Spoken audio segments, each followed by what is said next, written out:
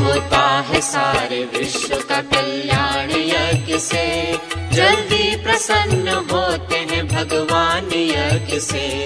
होता है सारे विश्व का कल्याण यज्ञ से, जल्दी प्रसन्न होते हैं भगवान यज्ञ से।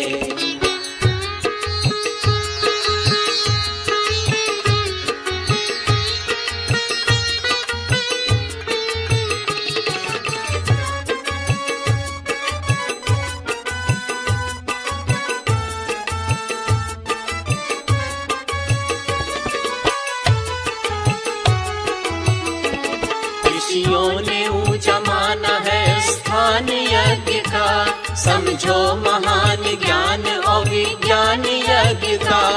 ईश्वर है यज्ञ रूप, विश्व यज्ञ रूप है, जीवन है यज्ञ, यज्ञ की महिमा अनूप है।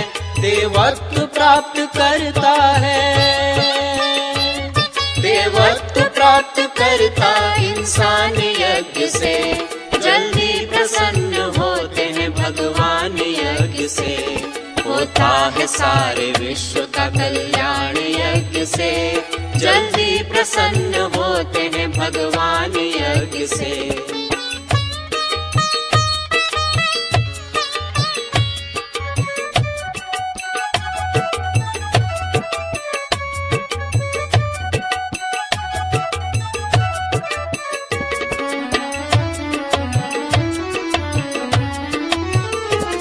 कुदरत का संतुलन बना है यज्ञ के किए, फलते हैं पेड़ खेत सभी यज्ञ के लिए।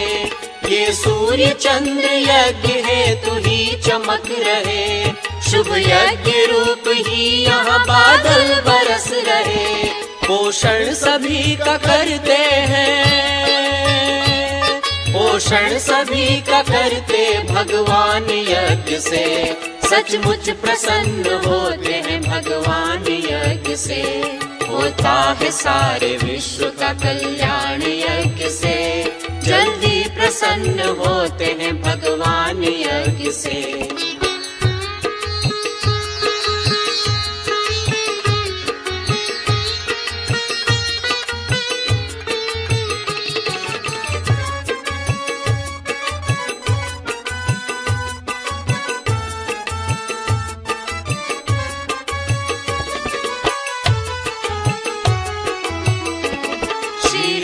कृष्ण ने किया सत्कर्म यज्ञ था, भगवान बुद्ध ने किया शुभ ज्ञान यज्ञ था। तुम्हारा गुरुवर नाम तुम्हारा, रोम रोम से निकलो गुरुवर नाम तुम्हारा, गुरुवर नाम तुम्हारा।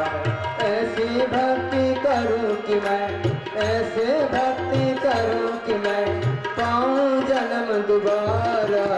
रोम रोम से निकले गुरुवर नाम तुम्हारा, गुरुवर नाम तुम्हारा। रोम रोम से निकले गुरुवर नाम तुम्हारा, गुरुवर नाम तुम्हारा।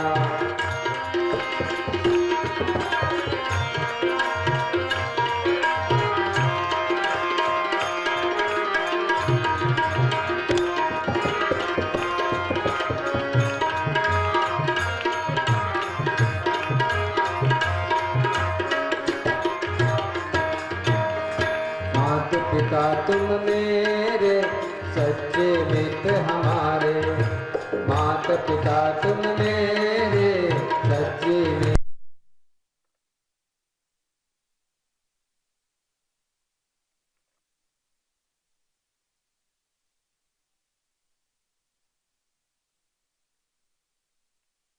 हम जैसे पापी को तारे, हम जैसे पापी को तारे, सबको मिले निकले गुरुवर नाम तुम्हारा, गुरुवर नाम तुम्हारा। रोम रोम से निकले गुरुवर नाम तुम्हारा, गुरुवर नाम तुम्हारा।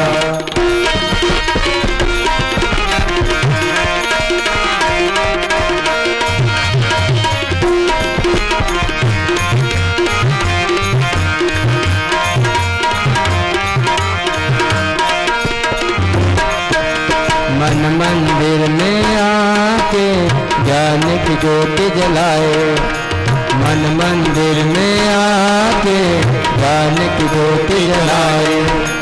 ऐसा कृपा कर दो गुरुवर तुम जैसा बन जाए, ऐसा कृपा कर दो गुरुवर तुम जैसा बन जाए।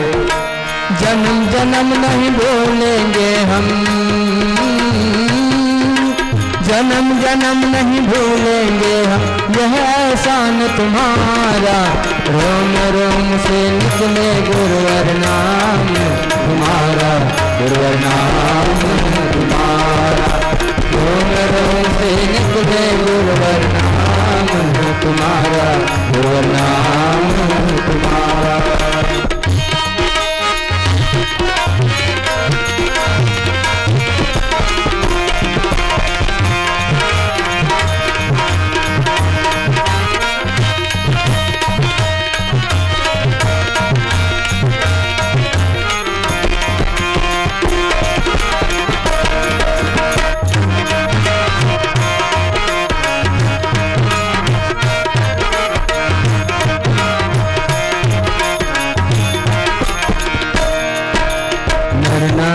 सब आए गुरुवर के गुण गाए, नर नारी सब आए गुरुवर के गुण गाए।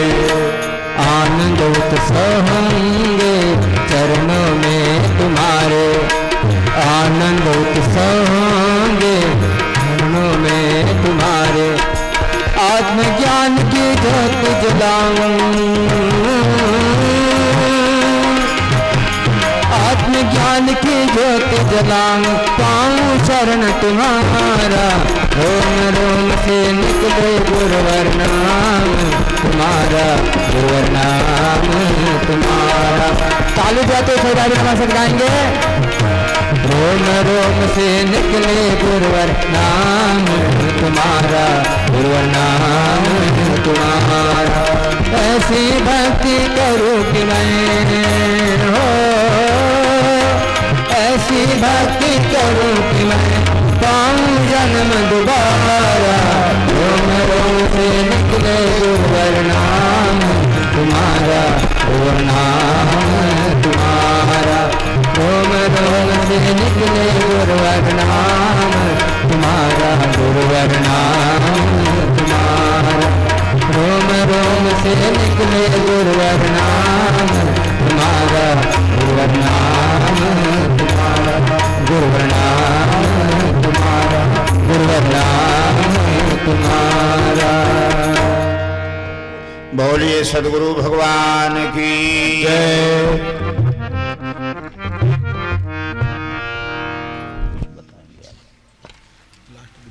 अच्छा हाँ समय तो कुछ देर हम लोगों ने किया।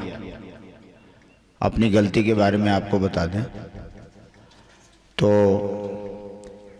कल से आप शाम जानते हैं कि अपने देश के साथ में विशेष समय चल रहा है और हम सभी लोग युद्ध की सीमा पर खड़े हैं। और मैंने कल ही यज्ञ के समय बताया था कि भारत और पाक की सीमा पर दोनों सेनाएं तनी हुई हैं। तो अभी अभी ताज़ा खबर सुनने के लिए 10 मिनट हम लोगों ने लेट किया और दोनों तरफ से सीमा पर सेना के जवान अपनी जान हथेली पर लेके खड़े हैं। भारत और पाकिस्तान के बॉर्डर पर सवेरे पाकिस्तान के एक विमान ने हमला करने की कोशिश किया था, लेकिन भारत के हमारे वीर जवानों ने उसको मार गिराया है। लेकिन एक ही साथ एक दुख की भी समाचार है कि हमारे पायलटों में एक पायलट अभी गायब है। उसी समाचार को सुनने के लिए 15 मिनट हम लोगों ने लेट किया। 3:15 बजे उस समाचार को रिले होना था सरकारी सूत्रों के अनुसार। तो एयरफोर्स के अधिकारी ने आकर के प्रेस कॉन्फ्रेंस में दिया कि पाकिस्तान काफी झूठ बोल रहा है, अफवाहें फैला रहा है, लेकिन एक पायलट हमारा गायब है। इस दुख दर्द के साथ में आइए, फिर भी देश के हमारे सभी लोगों के दिल में ये खुशी है कि पाकिस्तान जो हम लोगों के साथ 1971 के बाद बराबर हरकत करता रहा है और सारी दुनिया में आतंकवाद को पालने वाला देश है तो पाकिस्तान है। तो हम भी गायत्री मंत्र और कुछ भी कर रहे हैं, ये यज्ञ तो हम दुनिया में शांति की स्थापना के लिए कर रहे हैं। लेकिन अगर कोई शत्रु और कोई असुर अगर हमारे ऊपर आक्रमण कर रहा है तो हम उससे कभी बर्दाश्त नहीं करेंगे, चाहे हम जिंदा रहें या मरे। यही गायत्री मंत्र का संदेश है, यही भगवान का संदेश है कि पाप अगर बढ़ गया है और पाप सीना तान करके खड़ा है तो धर्म क्यों सीना झुकाएगा, धर्म भी उसके 1000 गुना सीना तान करके खड़ा रहेगा। आइए माँ गायत्री और गुरुदेव से, महाकाल से यही प्रार्थना करते हैं। गुरुदेव ने कहा है कि युग निर्माण तो इस धरती पर होगा, सतयुग तो आएगा, लेकिन आसानी से नहीं आएगा। ये युद्ध तो हमको आपको ही लड़ना है। अभी तो प्यार की भाषा में हम लोग लड़ रहे हैं, लेकिन विभिन्न आफत और मुसीबतें आएंगी। गुरुदेव ने कहा है कि बेटा ये 600 अरब से भी ज्यादा, ये 600 करोड़ से भी ज्यादा जनसंख्या है। इतनी जनसंख्या के रहते हुए धरती पर शत्रु की स्थापना कभी नहीं हो सकती है। इस जनसंख्या को तो कहीं ना कहीं तहस नहस होना ही है।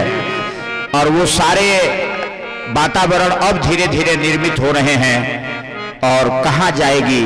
लेकिन एक बात सुनिश्चित है कि समय बदलेगा और धरती पर शांति की स्थापना होगी। लेकिन शांति की स्थापना होने से पहले क्रांतियां भी, परिवर्तन की लहरें चलेंगी, जिसमें भारी नुकसान भी होगा, जन की भी होगी, धन की भी होगी, धरती खाली होगी। आइए आज का दीप यज्ञ का संदेश सारगर्भित समय की सीमा को देखते हुए आपसे हम करेंगे। हम सभी लोग कमर सीधा करें, दोनों हाथ गोद में, एक बार गायत्री मंत्र हम लोग बोलें। भगवान से प्रार्थना करें, माँ गायत्री से, गुरु जी से प्रार्थना करें, हे गुरुदेव सभी लोगों के अंदर ईमान चरित्र भर दीजिए, साहस और शौर्य भर दीजिए। हम लोग मरने मिटने के लिए तैयार रहें। असुरता को किसी भी तरह उखाड़ा जाए, चाहे इसके लिए हमको कोई भी कीमत चुकानी पड़े, लेकिन आपका सपना पूरा हो। यही प्रार्थना के साथ में एक बार लंबा ओम का उच्चारण, फिर गायत्री मंत्र सस्वर।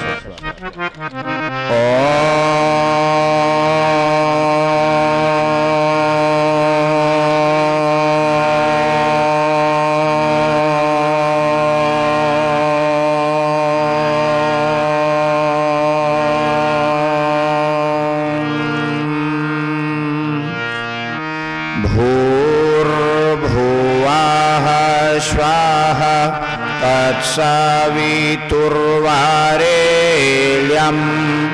भर्गो देवस्य धीमहि धियो यो नः प्रचोदयात्।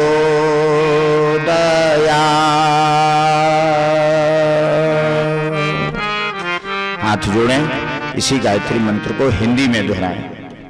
सभी लोग बोलेंगे हिंदी में गायत्री मंत्र का भावार्थ। उस प्राण स्वरूप दुखनाशक सुख स्वरूप श्रेष्ठ तेजस्वी पापनाशक देव स्वरूप परमात्मा को हम अपनी अंतर आत्मा में धारण करते हैं। वह परमात्मा हमारी बुद्धि को सन्मार्ग में प्रेरित करें। ओम वर्णानामर्थसंघानां रसानां छन्दसामपि मंगलानां च कर्तारौ वाणी विनायको भवानी शंकरौ वंदे श्रद्धा विश्वासरूपिणौ याभ्यां विना न पश्यन्ति सिद्धा स्वान्तस्थमेश्वरम् वंदे मोधमयं नित्यं गुरुं शंकररूपिणं यमाश्रितो हि वक्रोऽपि चन्द्रः सर्वत्र वन्द्यते वन्दवो गुरुपदपदुमपरागा गुरुपदपदुमपरागा वन्दवो गुरुपदपदुमपरागा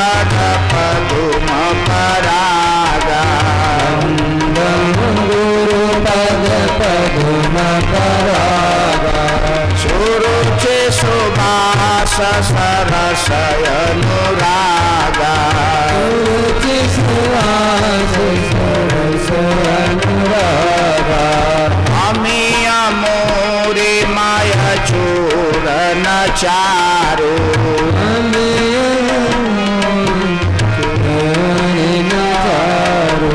समन सकल भवरुज परिवारु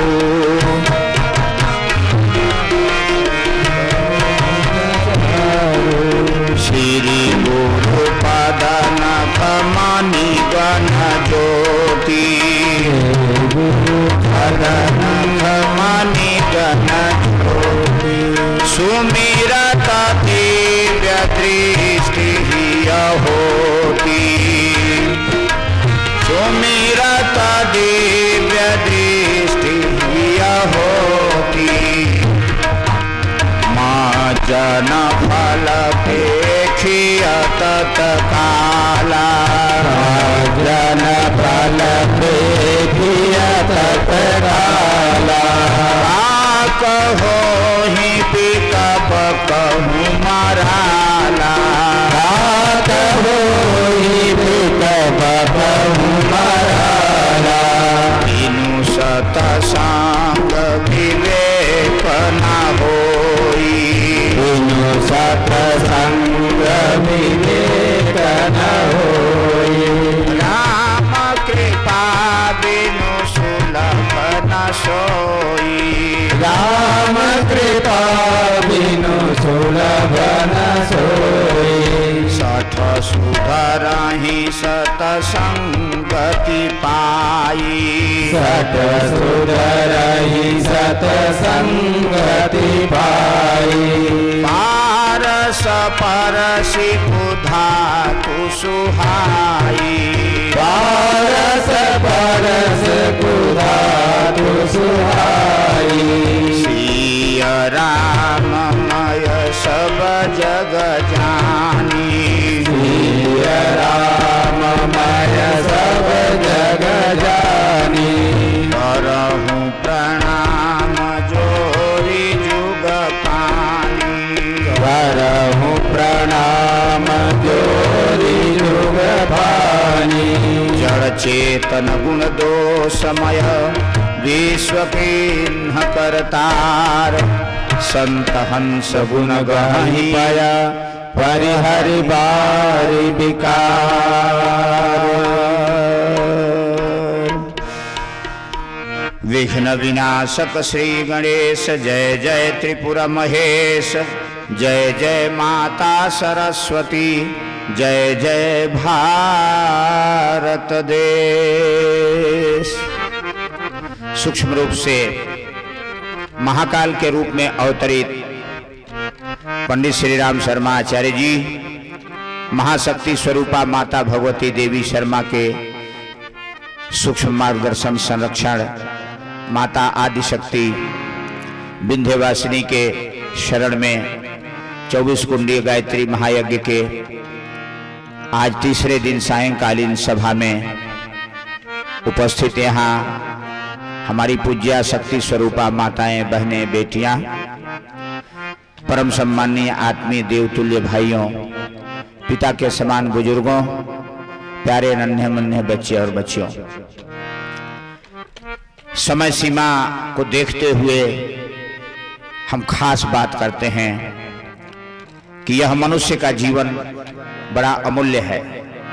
84 लाख योनि की रचना हुई और मेरे भाई बंधुओं, जब सृष्टि नहीं थी और परमात्मा के मन में ये संकल्प हुआ कि हम अकेले इस दुनिया में क्या करेंगे, हमें एक अपनी दुनिया बसानी चाहिए, और उनका उन्होंने शुभारंभ किया और उनकी संकल्प रूपी नाभि कमल से एक कमल निकला, नाभि से एक कमल निकला संकल्प का, और उसी संकल्प में जो है सृजन के देवता ब्रह्मा जी पदार्पित हुए।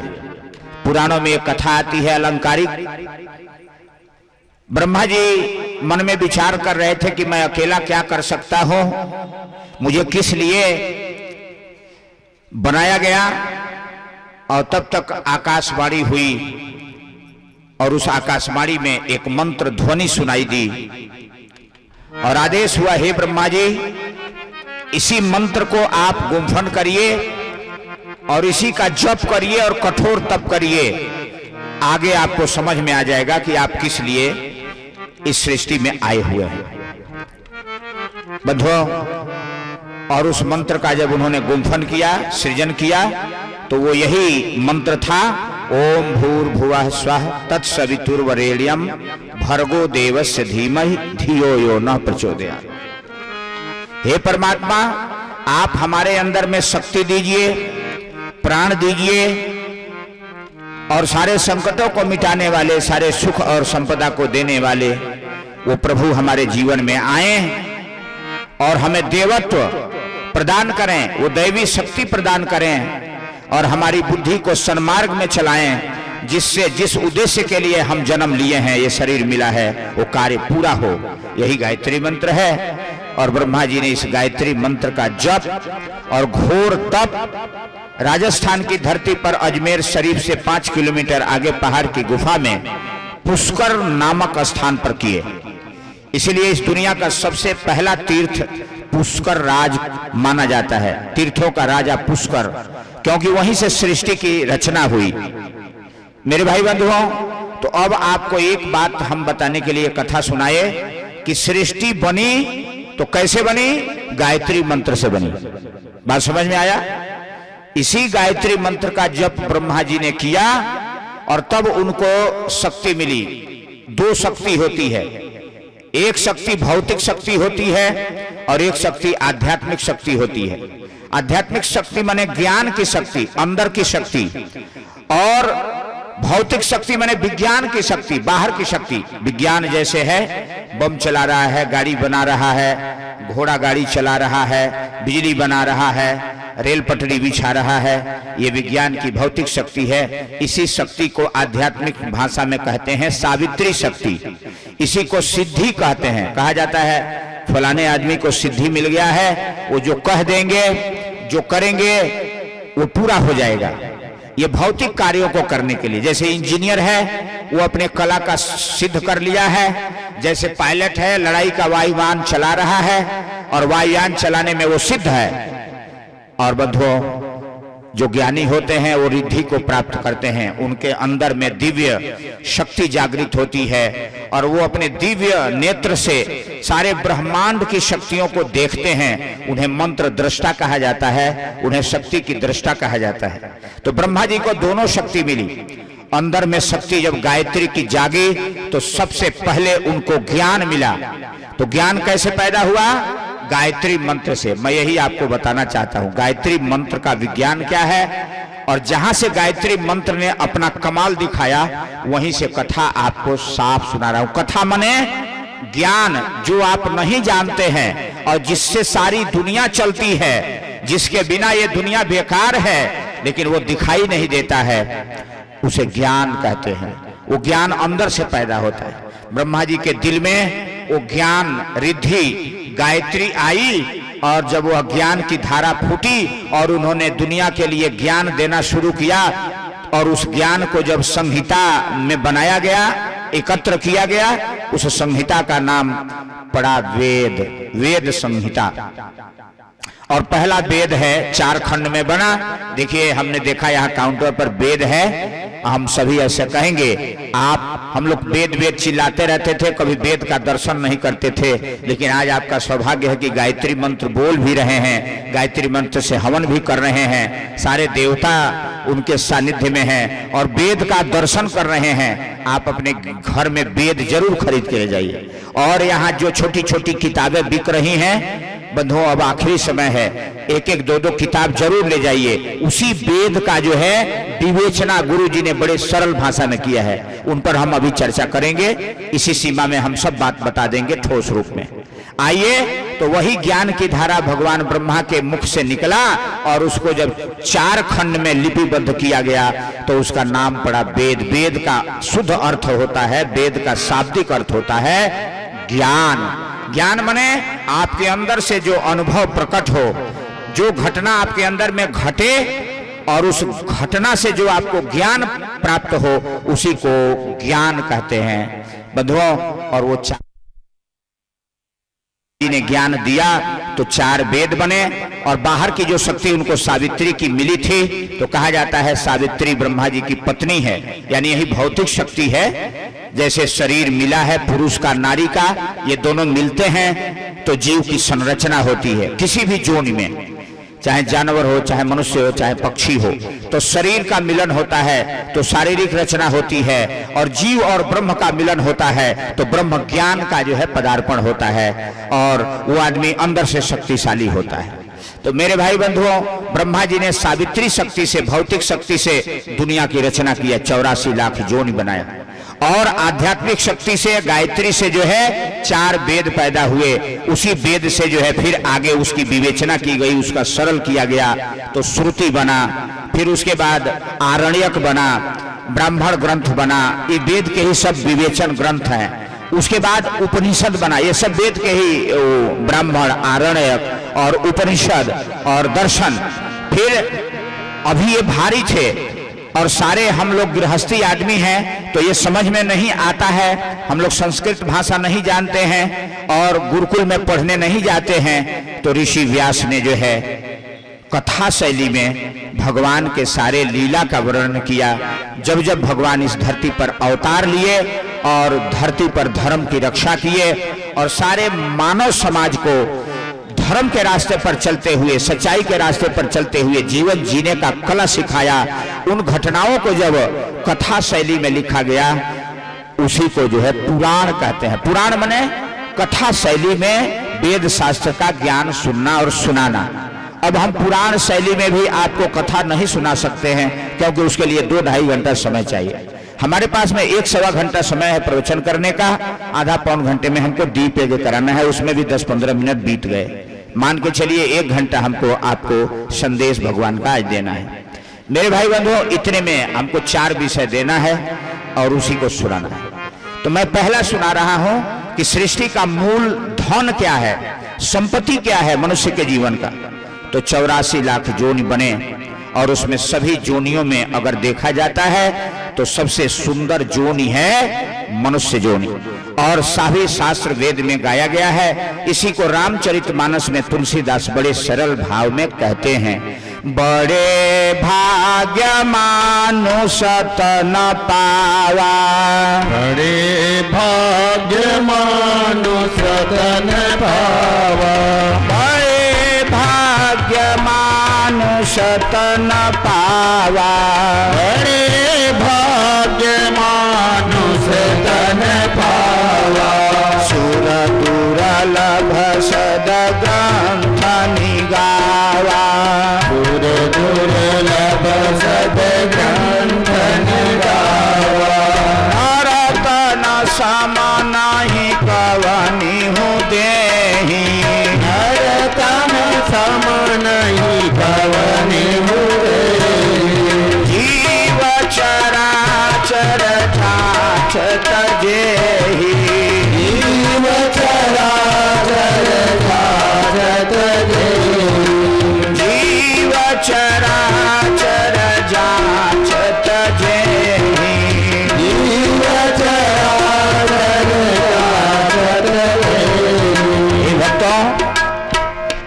के समान कोई भी दुनिया में जीव नहीं है। सारे वेद शास्त्र में जांच किया गया, पढ़ा गया, तो तुलसीदास लिखते हैं कि नर तन सम नहीं पवनी देही, नर के समान किसी का शरीर नहीं है इतना सुंदर और इतना शक्तिशाली। जीव चराचर जांचत यही, मैंने सारे जीवों को, चराचर जगत के सारे जीवों का जांच किया गया तो मनुष्य से सुंदर और मनुष्य शक्तिशाली कोई जीव नहीं। तो मनुष्य के शक्तिशाली में देख लीजिए, हम लोग कहते हैं कि हम लोगों को भगवान कुछ नहीं दिया, गरीबी दे दिया। लेकिन जो गरीब आदमी है, अगर उससे कहा जाए कि हम तुमको 1 लाख रुपया दे रहे हैं, अपना दोनों हाथ काट करके हमको दे दो, बताइए आप लोगों में से कौन देगा? 1 लाख रुपया हम देंगे, अपना दोनों हाथ काट करके कौन देगा? इसमें से कोई देगा? कितना हो गरीबी में जी रहा। हम कहते हैं तुमको 2 लाख रुपया देंगे, अपनी दोनों आंख निकाल के दे दो, कौन देगा? कोई देगा ना भैया। अरे एक अंधा आदमी भी, एक कोढ़ी आदमी भी, जिसका हाथ पैर जो है काम नहीं करता है, भीख मांग करके जीता है, लेकिन अगर उससे भी कहा जाए गए सुनो तुम दोनों अपनी आंख निकाल के दे दो, हम तुमको 1 लाख दे रहे हैं, मजे से रहना, वो कहेगा कि भाग यहां से, हम भले भीख मांग के खाएंगे लेकिन ये काम, बोलिए कहेगा ना। ट्रेन में हम जा रहे थे और एक आदमी जो है, एक अंधा भीख मांग रहा था, तो कहा कि अरे मूर्ख कहीं के, क्यों भीख मांग रहे हो? अपनी एक बांह काट करके हमको दे दो, हम तुमको 1 लाख रुपया दे रहे हैं। उसने तुरंत जो है उसको गाली दिया, मेरे सामने की बात है, मैं भी ट्रेन में बैठा था, उसने तुरंत उस सूर ने गाली दिया कि अरे तेरा हाथ मुंह कट जाए, हम क्यों अपना हाथ काट के दें, और कुछ कह दिया उसने। एक अंधा आदमी भी अपने किसी अंग को देने के लिए तैयार नहीं। कितना बेशकीमती है हमारा शरीर है, आप सोच लीजिए।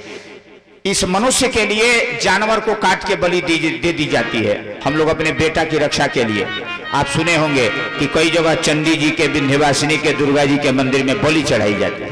माताएं बहनें कहती हैं कि हे भगवान, हमारे बेटा जी और हमारे पति जी का जीवन बता देना, तो हम तुमको बकरी का बेटा खिलाएंगे, गाय भैंसा खिलाएंगे, है ये नहीं?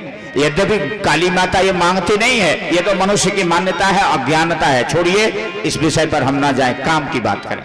मेरे भाई बंधुओं, मनुष्य को बचाने के लिए हर जीव की बलि दे दी जाती है। क्यों? मनुष्य सबसे सुंदर है। सुंदर किस मायने में है? इस मायने में है कि मनुष्य के पास में ज्ञान है। अगर शरीर से तौला जाए तो मनुष्य से अच्छा जानवर है, क्योंकि मरने के बाद भी जानवर की हड्डी काम आ जाती है, जानवर का चमड़ा काम आ जाता है, जानवर का खून काम आ जाता है, एक एक अंग जानवर का काम आ जाता है। जानवर को मनुष्य खा जाता है, कोई ना कोई तो उसका उपयोग कर लेता है मनुष्य, लेकिन मरने के बाद मनुष्य का कोई भी काम नहीं आता है कि नहीं? इसको सीधा माटी में डाल दिया जाता है, नहीं तो जला दिया जाता है। कोई काम आता है? इसका हाथ पैर शरीर किसी काम आता है? किसी काम नहीं आता है। लेकिन फिर भी मनुष्य सबसे अच्छा है। क्यों अच्छा है? इसी बात को हमको जान लेना है। यही गायत्री माता बताती है कि मनुष्य के अंदर में भगवान ब्रह्मा जी ने एक मशीन बनाया, उस मशीन का नाम है दिमाग, ब्रेन।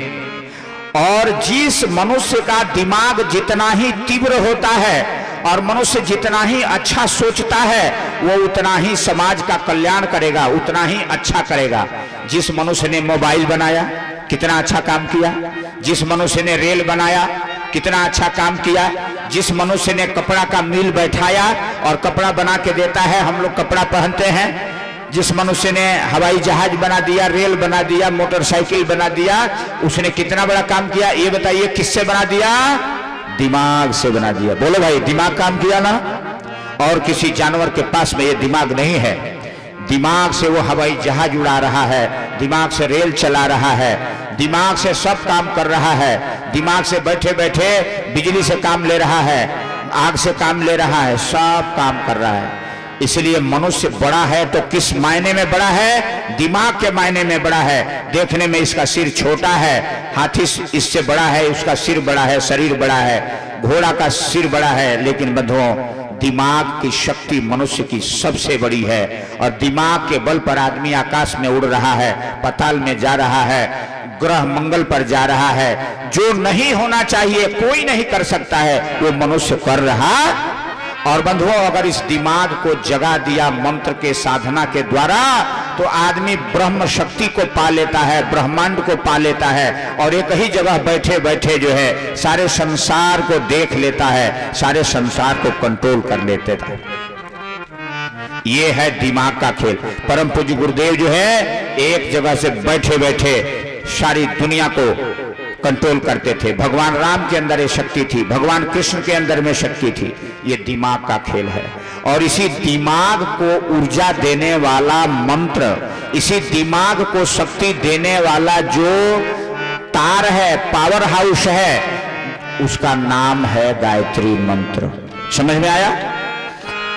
अब और समझिए इसको कि दिमाग में जो अच्छा ज्ञान आता है, अच्छी बुद्धि आती है और जो ब्रह्म को, भगवान को पा लेने की शक्ति रखता है, जो रेल चला देता है, हवाई जहाज चला देता है, इस दिमाग को ज्ञान देने वाला, शक्ति देने वाला सबसे बड़ा शक्तिशाली मंत्र है। उस मंत्र का नाम है गायत्री मंत्र। अब समझिए, इसी गायत्री मंत्र से ब्रह्मा जी ने सृष्टि को बनाया और इसी सृष्टि में जब मनुष्य को बनाया तो मनुष्य के शरीर में, मनुष्य के द्वारा ही राम जी भगवान पैदा हुए। पैदा हुए कि नहीं पैदा हुए? तो राम भी पैदा हुए तो गायत्री मंत्र से पैदा हुए कि नहीं हुए भाई? जब सृष्टि ही पैदा हुई, हम आप पैदा हुए, 84 लाख जोनी पैदा हुई और मनुष्य पैदा हुआ, तो कैसे पैदा हुआ? गायत्री मंत्र से पैदा हुआ। और इसीलिए भगवान राम पढ़ने के लिए जब गुरुकुल में गए तो उनको जनेऊ दिया गया। जब आदमी को गुरुकुल में बच्चों को पढ़ाया जाता था तो उसमें दीक्षा पहले दी जाती थी और तब शिक्षा दी जाती थी। शिक्षा का मतलब इंजीनियर बनाना, डॉक्टर बनाना, बिजली कैसे बनेगी, रोड कैसे बनेगा, हवाई जहाज कैसे बनेगी, घर मकान कैसे बनेगा, इसका नाम है शिक्षा। और ईमान कैसे ठीक रहेगा, हम कहां से आए हैं, हमें कहां जाना है, इस जीवन का उद्देश्य क्या है, और ये जानना कि हम आत्मा हैं, हम परमात्मा, पर ब्रह्म परमात्मा की संतान हैं और हम इस धरती पर आए हैं खेल खेलने के लिए और भगवान की बनाई हुई दुनिया को सजाने के लिए और धर्म के मार्ग पर चल करके दुनिया को खुशहाल बनाने के लिए एक माली बन करके हम आए हैं। इस संसार के मालिक भगवान हैं। ये ज्ञान जब अंदर से मिलता है बंधुओं, तो इसी को कहते हैं विद्या। विद्या ददाति विनयम विनयात याति पात्रता। विद्या से जो है मनुष्य के अंदर से लोभ, लालच, मोह सब नष्ट हो जाते हैं और बंधुओं आदमी के अंदर में ज्ञान पैदा होता है तो ज्ञान में ईमान पैदा होता है, चरित्र पैदा होता है। जिसके पास में ज्ञान होता है वो लोभी नहीं होता, लालची नहीं होता, और जब लोभ लालच नहीं रहेगा तो वो आदमी पाप नहीं करता है, वो पुण्य करता है और पुण्य के रास्ते पर जाता है तो उसका जीवन धन्य हो जाता है, वो अमर हो जाता है। और वही मनुष्य जब पाप के रास्ते पर जाता है तो वो बर्बाद हो जाता है। और इस कड़ी में समझने के लिए सबसे शानदार बात हमने रात बता दिया था कि राम और सीता धर्म के रास्ते पर चले तो वो भगवान के रूप में, देवी के रूप में पूजे गए, आज भी पूजे जाते हैं। और राम के साथ में जितने लोग चले वो देवता के रूप में भालू बंदर भी पूजे जाते हैं। लेकिन वही रावण भी शिव का पुजारी था, राम भी शिव के पुजारी थे। रावण अपने यहाँ शिव का पूजा करता था, राम रामेश्वरम की स्थापना किए, शिव की पूजा, ब्रह्म की पूजा दोनों किए। लेकिन मेरे भाई बंधुओं, रावण ने अपनी शक्ति को गलत जगह में लगा दिया। रावण को 4 वेद का ज्ञान था, वेद का भाष्य रावण अपने जमाने में किए थे, लेकिन सारा ज्ञान व्यर्थ हो गया क्योंकि उसके अंदर में लोभ और लालच आ गया और लालच के कारण उसने सीता माता पर हाथ उठाया और उसका अंजाम क्या हुआ? रात दिन पाप किया और उसके भाई बंधु नाथ रिश्तेदार बहन सब जो है पाप के रास्ते पर चले और उसका परिणाम क्या हुआ? रावण के कुल वंश का नाश हो गया। दुर्योधन गलत रास्ते पर चला, भगवान के मनाने पर भी नहीं माना तो दुर्योधन 100 भाई थे लेकिन नाश हो गया। सुयोधन की सेना में कौन थे? भगवान कृष्ण की 18 औक्षणी सेना थी और भगवान के ये दुर्योधन की सेना में भीष्म पितामह थे, द्रोणाचार्य थे, कर्ण थे, ये बड़े बड़े वीर थे। लेकिन क्या था? दुर्योधन के पक्ष में पाप था और पांडवों के पक्ष में धर्म था, न्याय था, इसीलिए भगवान थे। जहां धर्म होता है, जहां ईमान होता है, जहां चरित्र होता है, वहां भगवान होते हैं। और जहां व्यभिचार होता है, जहां पाप होता है, वहां क्या होता है? नाश होता है। तो मेरे भाई बंधुओं, आज भी आज के जमाने में जिनका ईमान ठीक है वो लोग कम पूंजी में भी सच्चा जीवन जी करके और सच्चे राह पर चल करके सुख और शांति से हैं। लेकिन जो पाप के रास्ते पर चल रहे हैं, भले उनके पास में सोने की लंका बन जाए, अटारी बन जाए, गाड़ी घोड़ा खरीद ले, लेकिन उनको चैन की नींद नहीं आती है। और बंधुओं, उनको बड़ी बड़ी भयंकर बीमारियां होती हैं और सब कुछ हो रहा है। मेरे भाई बंधुओं, तो यही ज्ञान देने वाला मंत्र गायत्री मंत्र है और यही ज्ञान की देवी को गायत्री माता कहते हैं। और आपको मैंने इसीलिए सुनाया कि मैं कल से बता रहा था कि ये देवों की माता है, वेदों की माता है। तो वेद माने ज्ञान, चारों वेद गायत्री मंत्र से पैदा हुए ना। ब्रह्मा जी गायत्री मंत्र को जप किए और तब उनके अंदर में ज्ञान मिला और उन्होंने ज्ञान को जब बोला और उसको लिखा गया तो 4 वेद बन गए। बात समझ में आ गया? गायत्री मंत्र से वेद बना और गायत्री मंत्र की शक्ति से सावित्री पैदा हुई तो सृष्टि बनी। तो ये 2 बात तो समझ में आ रहा है ना कि शुरू में गायत्री मंत्र ही मिला तो सृष्टि भी बनी और सृष्टि में 84 लाख जोनि बने, नदी पहाड़ वृक्ष पर्वत सब इसी जोनि में आते हैं। और गायत्री मंत्र के ज्ञान से ज्ञान बना। तो दोनों बात समझ में आ गई। वेद पुराण भी मिला, ज्ञान भी मिला तो गायत्री से, और सृष्टि भी बनी तो गायत्री से। तो अब इसी सृष्टि में देवी और देवता पैदा हुए, राम कृष्ण दुर्गा काली सब पैदा हुए समय पर। तो देवों की माता गायत्री हो गई। बोले भाई समझ में आ रहा है कि नहीं? कितने लोग हमारी कथा को, बात को समझ रहे हैं? हाथ उठाइए। जो समझ रहे हैं वही उठाएंगे, जो नहीं समझ रहे हैं नहीं उठाएंगे। हमारी कथा जो समझ रहे हैं वो हाथ उठाएंगे। गायत्री मंत्र से, हाँ जो समझ रहे हैं और समझिए, गायत्री मंत्र से वेद जो ज्ञान का ग्रंथ कहा जाता है तो वो ज्ञान का ग्रंथ मिला वेद। और गायत्री मंत्र से ही ब्रह्मा जी ने शक्ति पाई तो सृष्टि की रचना किया। और वहीं से जो है ये जब सृष्टि बनी तो इसी सृष्टि में राम भी पैदा हुए, कृष्ण भी पैदा हुए, भगवान का 24 अवतार हुआ तो गायत्री मंत्र से हुआ। बात क्लियर हो रहा है कि नहीं? अभी समझ में आ रही है कि नहीं भाई? गायत्री मंत्र से। इसीलिए गायत्री माता देवों की माता है, सारे संसार की माता गायत्री माता है और सारे संसार को पैदा करने वाला गायत्री मंत्र है। इसीलिए राम जी जब गुरुकुल में गए थे तो गायत्री मंत्र की साधना किए थे। और फिर राम जी जब गुरुकुल वशिष्ठ जी के आश्रम से पढ़ करके आए तो दूसरे गायत्री के ऋषि मिले, विश्वामित्र, और उनको लेकर के गए जंगल में। बक्सर में रात कथा सुनाया था ना, और वहां उनसे यज्ञ की रक्षा कराया। और फिर जिंदगी भर जो गायत्री मंत्र की साधना ऋषि विश्वामित्र ने किया था वो राम को दे दिया।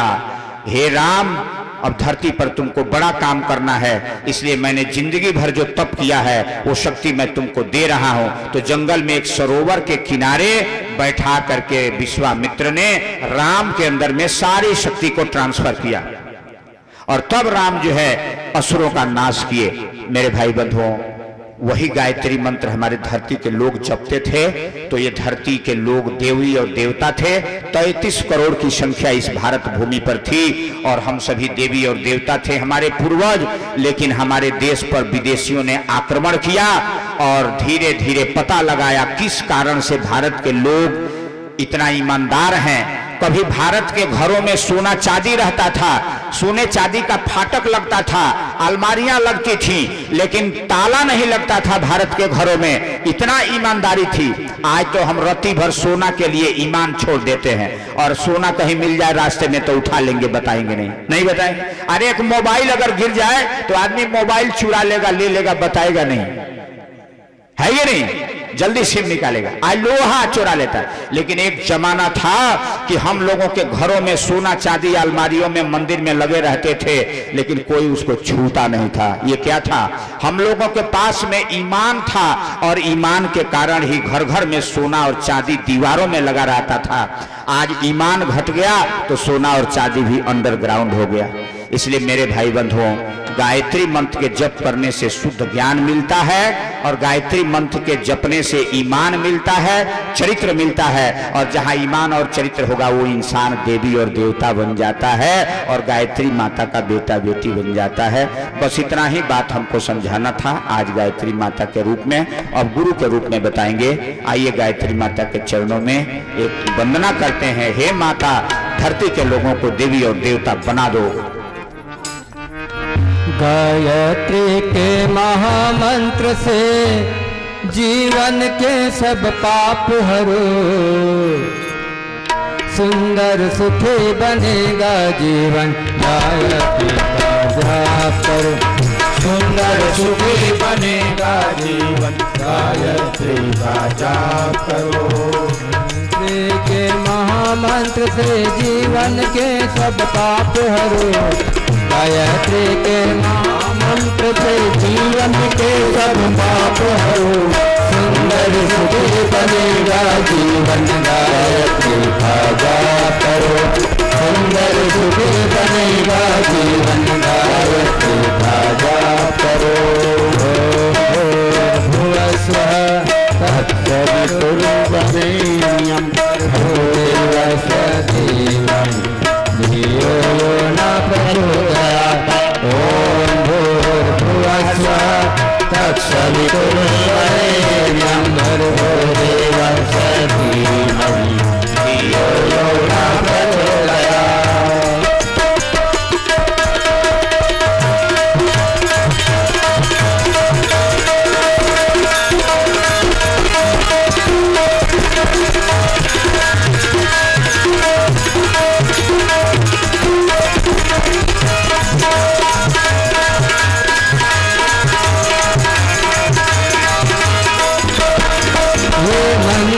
मंगलकारी सद्बुद्धि बढ़ाने वाला, ये मंत्र मंगलकारी सद्बुद्धि बढ़ाने वाला।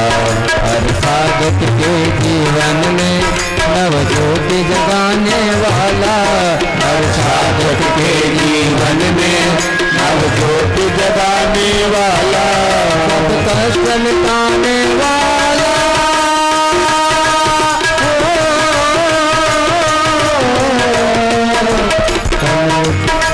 करो साधना तन से मन से दूर सभी संताप करो।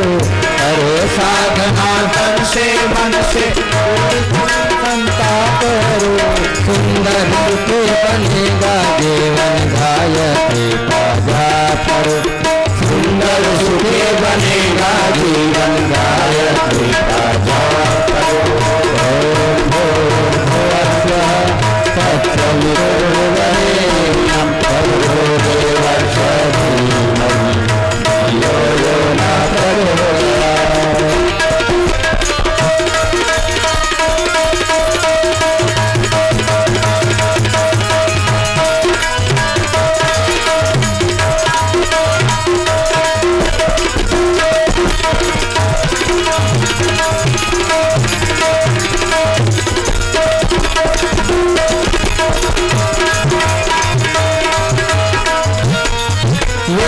ने इसको गाया ऋषि मुनियों ने अपनाया। वेदों ने इसको गाया ऋषि मुनियों ने अपनाया। सारे पुरुषों ने भी श्रद्धा से शीश झुकाया, और सारे पुरुषों ने भी श्रद्धा से शीश झुकाया। सबने वांछित फल पाया,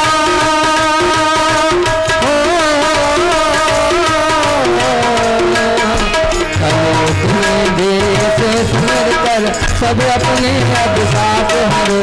कलयुग में भी से सुनिकर सब अपने अभिशाप हरो।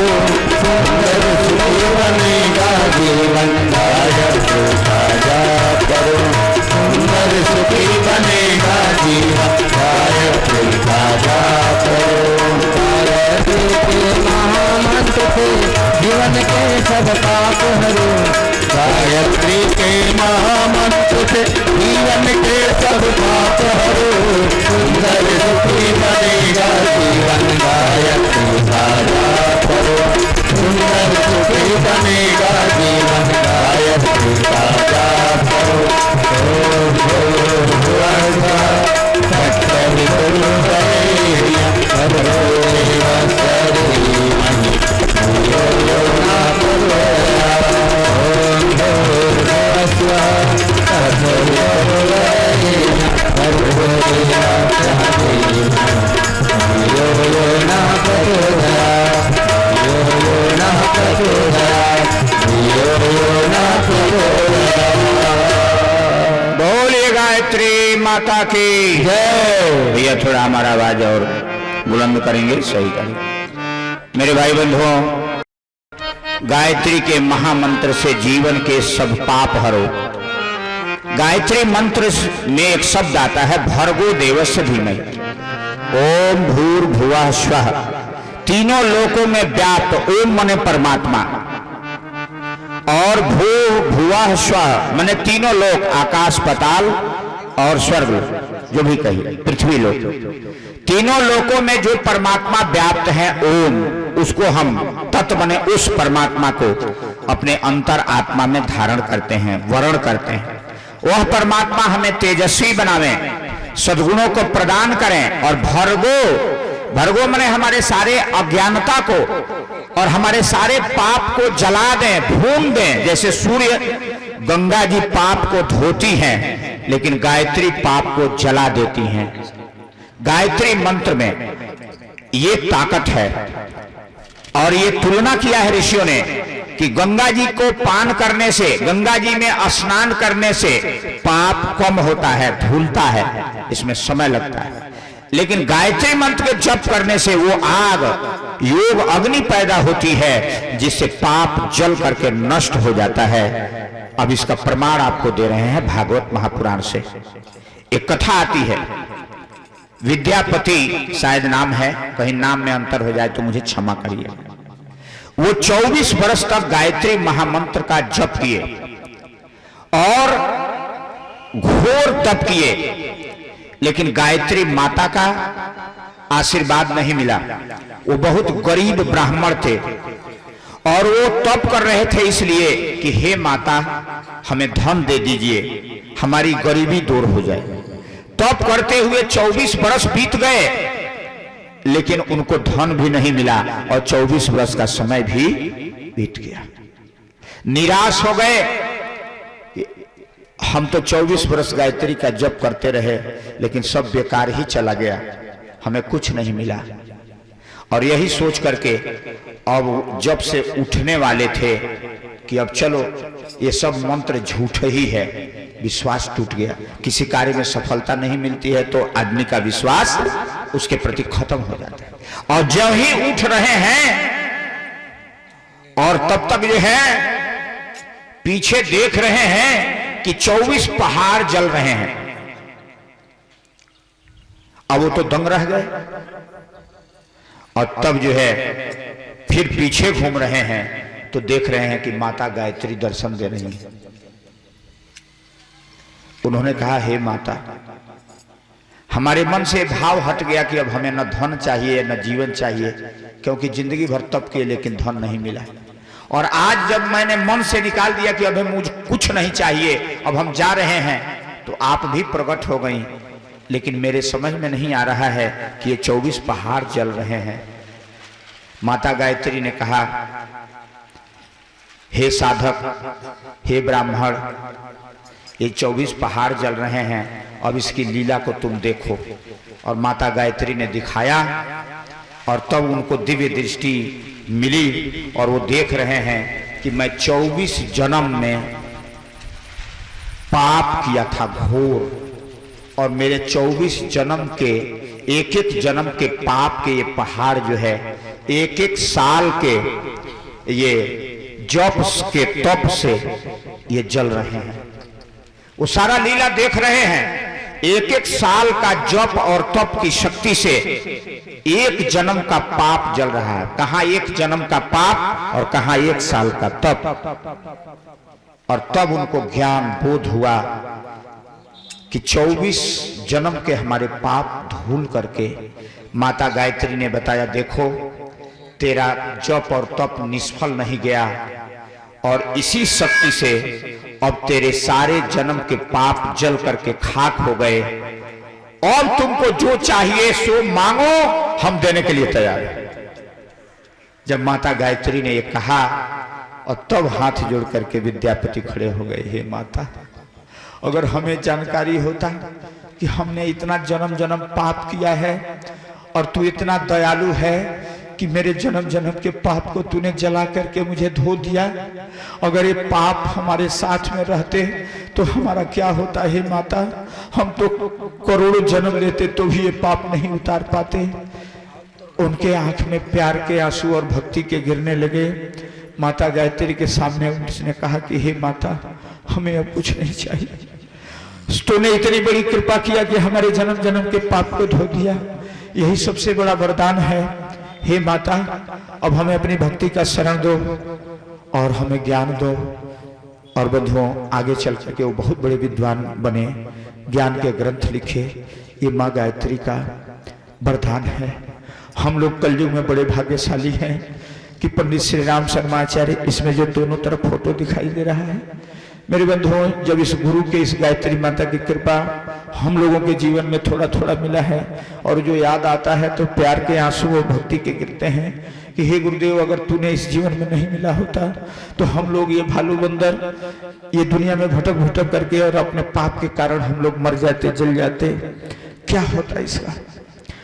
मेरे भाई बंधुओं, जो गायत्री परिवार के पीले पीले कपड़े बन करके बैठे हैं, आप लोग कभी अकेले में सोचिएगा कि हम लोगों पर गुरु की कितनी कृपा बरस रही है। हम अपने पाप और अपने जन्म जन्म के कर्मों को नहीं धो पाते। गुरुदेव हम लोगों से एक आना कष्ट दे करते हैं, हमारा एक आना कष्ट हमको झेलना पड़ता है, 15 आना कष्ट गुरुदेव अपने ऊपर झेलते हैं। और गायत्री माता की कृपा से हम लोगों के जन्म जन्म के पाप को गुरुदेव धो करके हमको आपको साफ कर रहे हैं और सतयुग का राजकुमार बना रहे हैं। मेरे भाई बंधुओं, इसलिए मैं गुरु की महत्ता आपसे बताना चाहता हूँ। यही गुरु की महत्ता है। यही गायत्री माता गुरु बन जाती है।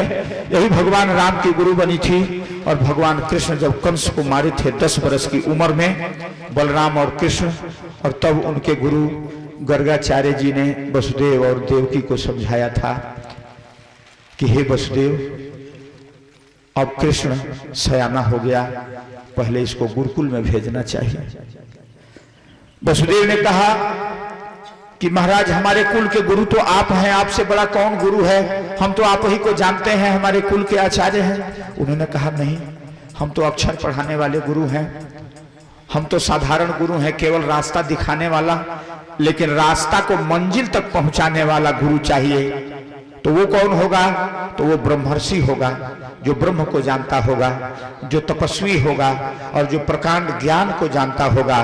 ब्रह्म ज्ञान को, हम ब्रह्म ज्ञान को नहीं जानते हैं, हम तो केवल वेद शास्त्र को जानते हैं, ज्ञान को।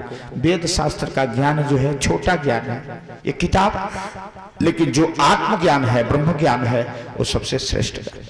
तो ये कहाँ मिलेंगे? आप ही बताइए, और जो उचित हो आप करिए। हमारे लिए तो आप ही गुरु हैं, आप ही भगवान हैं। और तब जो है गर्गाचार्य जी ने कहा था कि देखिए, उज्जैन में क्षिप्रा नदी के किनारे ब्रह्मर्षि संदीपन ऋषि इसके योग्य हैं। कृष्ण और बलराम को वही ब्रह्म गुरु बनकर के ब्रह्म विद्या दे सकते हैं। और ब्रह्म विद्या इस दुनिया में एक ही है, वो है गायत्री महाविद्या, जो आत्मा और परमात्मा का कल्याण, आत्मा और परमात्मा को जोड़ती है और आत्मा का कल्याण कराती है। इसलिए हमारी राय है कि बलराम और कृष्ण को संदीपन ऋषि के आश्रम में पहुंचाया जाए। आप सभी जानते हैं, भागवत में एक कथा आती है। मैंने कथा इसीलिए उठाया कि जहां से बिल्कुल प्रमाण आपको कहीं कुछ मेन मिख निकालने का मौका ना मिले। मेरे भाई बंधुओं, बचपन के संस्कार इसी गर्गाचार्य ने गौशाला में नामकरण कराया था और भी संस्कार कराया था। लेकिन बंधुओं, गुरु दीक्षा के लिए और गुरु विद्या के लिए गर्गाचार्य के सुझाव पर कृष्ण और बलराम को संदीपन ऋषि के आश्रम में क्षिप्रा नदी के किनारे उज्जैन में भेजा गया।